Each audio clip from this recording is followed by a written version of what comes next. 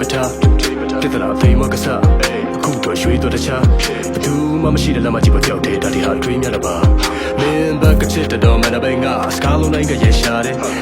တန်မနိုင်ရှိကလည်းမင်းဆိုတဲ့မြလေးငကမ်းပါတယ်ပြန်လာတဲ့တိတ်ဟာတန်ရနဲ့ဟောင်းနေရင်ကိုပတ်ချမ်းကလည်းပြင်ပတ်ကိုထပ်သွားဖို့လေတတရားကံပါခဲ့တယ်အရင်ချိန်တွေတန်းတိုင်းပေါ်ရများစွာသိဆုံးနေစပြုံးပြနေတဲ့တင်ကြလို့တပ်ပေါ်လေးကိုမေးဘူးလမ်းကိုချင်းကိုစားမပြုတ်ကပုံတင်မြင့်ဖြတ်တုံးနေဖြတ်ဖို့မင်းဘက်ကိုချွင်းချမှုစလျက်ခုတ်ဖြစ်ရှင်းချက်တော့ရှင်းလျက်ရှုံးနေမြင့်ချက်တော့မင်းငါပေးတဲ့ခဏလေးပါနာတောင်းတလေးကတဘွားလေးမှချစ်ကိုရတာမေးအောင်ဆာနာ